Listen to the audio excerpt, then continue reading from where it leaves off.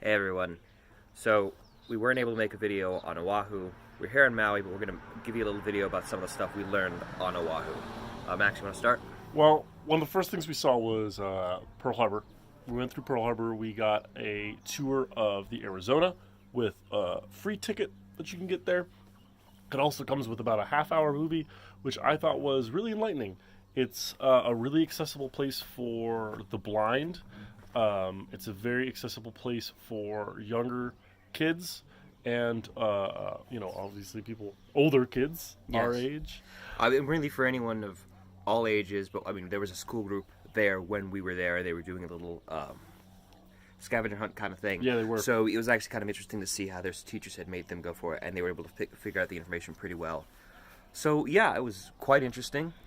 There's some stuff there that you have to pay for. Most of it's free, right? It seemed like most of Yeah. it was free. It was very enlightening. And I was really surprised that I kind of expected it to be a little biased, and I don't think it was. Like, obviously, Pearl Harbor was a tragedy for both military and civilian life for Americans, but it said why Japan did it, why Japan knew they had to attack Yeah. U.S. if they were going to try to make a Pacific empire.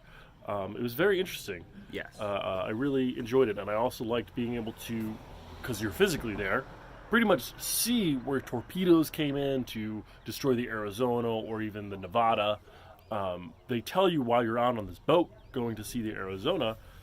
If you look to your right, the torpedo dropped about 200 feet from you. I was like, wow, I just found that remarkable. I found that really interesting. And what's really interesting about the torpedoes is, leading up to the attack, the Japanese were designing the torpedoes to work in shallower waters. They kind of gave them this long fin to help. Yeah. And even right up before the attack, the Japanese didn't know if that was going to work. So it was a whole experiment that happened to work for devastating consequences for the Americans. But, it ended up being a huge leap of faith, in a way, for them to give that a shot. What else on Oahu do you want to go for? We saw a lot of bits and pieces of smaller things in terms of educational experiences. One place we went to was the Polynesian Cultural Center, and that was interesting. I liked it. There's a lot to do there. It's far more of a themed park almost. We went there when it was pretty much closed, but there was a few free things that we could just see. We saw some Polynesian artifacts, or at least things made in their likeness, like a club with shark tooth Shark teeth. spikes. Yeah, shark teeth spikes. Which was neat, which was really neat. Yeah, another place we went to is the Dole Plantation, where they have huge fields of pineapples. There's a tour. There's a lovely little garden there. You can get delicious fresh fruit and sweet sorbet kind of stuff, as well as chocolate. There's a chocolate making demonstration. Really good chocolate. The Dole Plantation used to own so much of Hawaii, the entire islands, and produce all this. The thing they Multiple don't islands. mention there, and this is interesting and sad.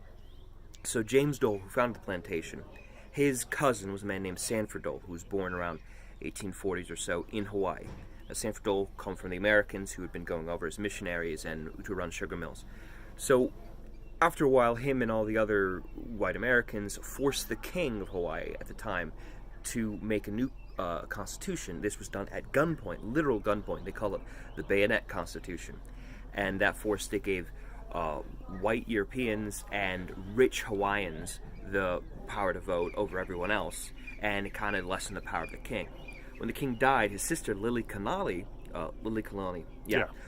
she took power, and she said, no, I'm going to make a new constitution. So Sanford Dole and all these other people, with some help from the U.S., who sent a couple hundred Marines or some militiamen, Yeah. overthrew the queen, and they wanted to be annexed by the U.S. Grover Cleveland was like, it's kind of sketch. So Sanford Dole became the president of Hawaii and kept petitioning the U.S. to annex Hawaii, and McKinley then annexed Hawaii. Made it a territory proper. So that's kind of how Hawaii became part of the U.S. It was a coup that overthrew the rightful government. So, kind of a dark bit of history, but true, and it's interesting. Of course, the Dole Plantation doesn't want to talk about how they're connected to that. And But- it's not like they're lying about anything at the Dole Plantation. You're still going to learn about agriculture in Hawaii as it used to be, after Dole Plantation was started, which I think was 1909 or something like that. And also it talks about what Dole Plantation does, but also what agriculture in Hawaii looks like in general today, which is really neat. And, you know, Dole Plantation, everyone thinks about pineapples, but like Mike said, they do a whole bunch of other stuff. They're doing chocolate, they're doing mangoes, doing all these other things. Though I think really all they actually do is pineapples, and everything else is kind of just local treats. They have a bunch of other stuff there as well, over spread out, because you grow coffee and macadamia nuts here. A lot of coffee. Before we go, of course, I just want to say pineapple, though it's a big symbol of Hawaii, doesn't actually come from Hawaii. It actually comes from South America, around Paraguay. So, fun little fact for you. Unfrequently asked question of where the pineapple comes from.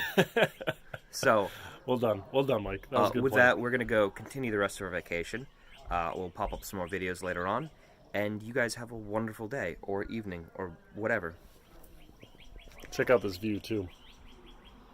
Have a good one.